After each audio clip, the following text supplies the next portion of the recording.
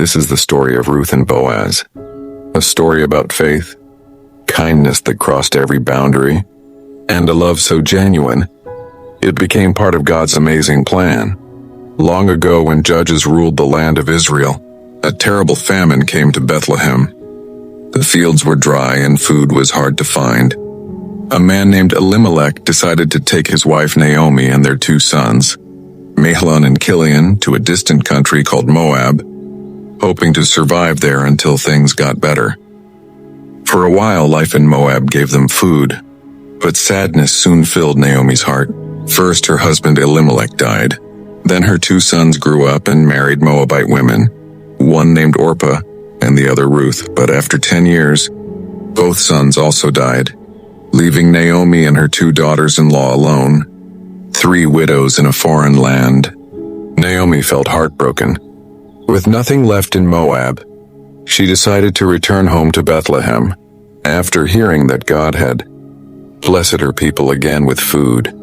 So Naomi and her daughters-in-law packed what little they had and began the long journey home. But along the way, Naomi stopped. She turned to Orpah and Ruth and said gently, "My dear daughters, go back to your families. You have been kind to me and to my sons. May the Lord bless you with new husbands and happy homes." The 3 women cried together. Both Orpah and Ruth loved Naomi deeply. Orpah kissed her goodbye, tears running down her face, and went back to her people. But Ruth refused to leave. She held Naomi tightly and said one of the most beautiful promises ever spoken. "Don't ask me to leave you. Where you go, I will go. Where you live, I will live. Your people will be my people, and your God will be my God. Where you die, I will die, and there I will be buried. May the Lord punish me if I ever leave you." Naomi saw that Ruth's heart was set, so they continued together. When Naomi and Ruth finally arrived in Bethlehem, the town was buzzing. The women whispered, "Can this be Naomi?" Naomi said sadly, "Don't call me Naomi, which means pleasant. Call me Mara, because my life has become bitter. I went away full, but I've come back empty." Yet even in her sorrow, Naomi didn't know that God was already working something beautiful in the background. They arrived just as the barley harvest was beginning. To help Naomi, Ruth decided to gather leftover grain in the fields, a common practice that allowed poor people to collect what the harvesters missed. "Go ahead, my daughter," Naomi told her kindly. So Ruth went out to the fields and began picking up grain. As it happened, she found herself working in a field that belonged to a man named Boaz, who was a relative of Naomi's late husband. Boaz was known as a kind and respected man. When Boaz came to check on his workers, he noticed Ruth right away. "Who is that young woman?" he asked. "She's the Moabite woman who came back with Naomi," the overseer replied. "She's been working hard since morning." Boaz walked over to Ruth and said kindly, "My daughter, stay here in my fields.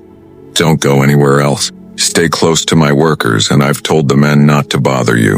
When you're thirsty, drink from the water jars they filled." Ruth bowed down and said, "Why are you being so kind to me, a foreigner?" Boaz smiled and said, "I've heard all that you've done for Naomi, how you left your home and your family to care for her. May the Lord reward you for your kindness and shelter you under his wings." Touched by his words, Ruth thanked him humbly. Later, when it was time to eat, Boaz invited her to share a meal with his workers. He offered her bread and roasted grain, and she ate until she was full. Boaz also quietly told his men, "Let her gather freely. In fact, pull out some extra stalks for her." That evening, Ruth carried home a large bundle of grain. Naomi was amazed. "Where did you gather all this?" she asked. Ruth told her about Boaz.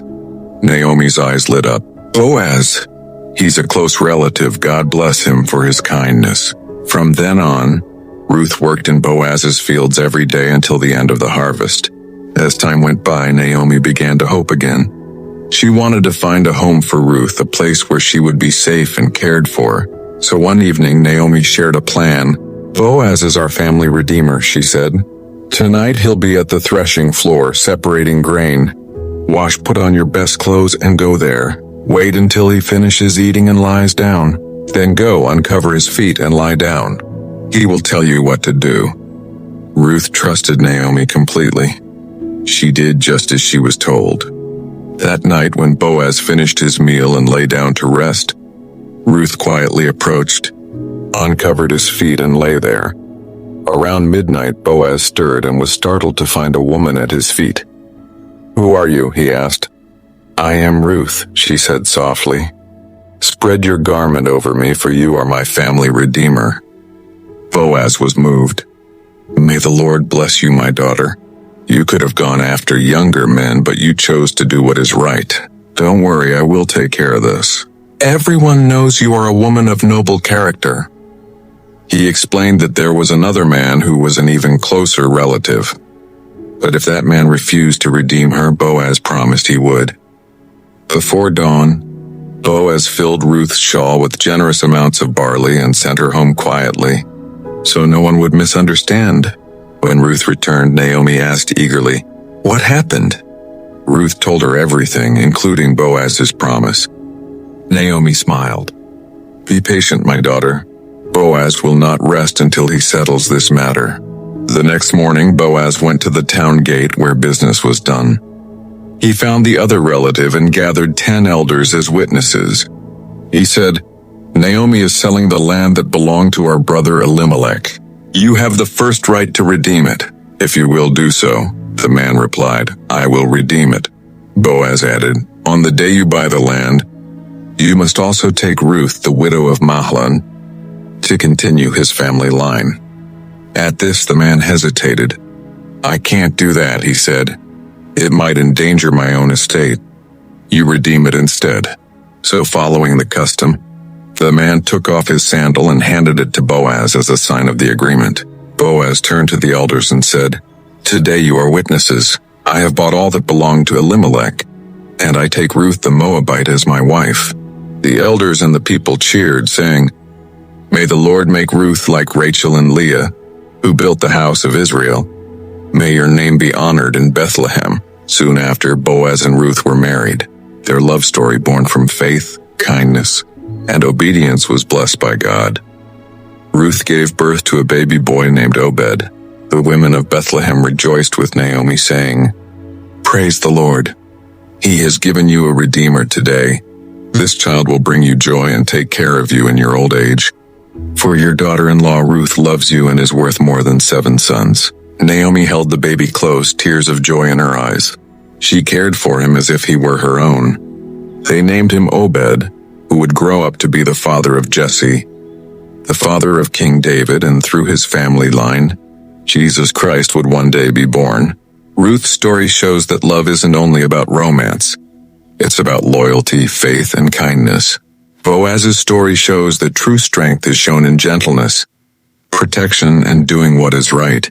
Together, their lives remind us that even in hard times, God is working behind the scenes, turning sorrow into blessing. Don't forget to like, subscribe, and leave a comment if you enjoyed this story. Bye for now.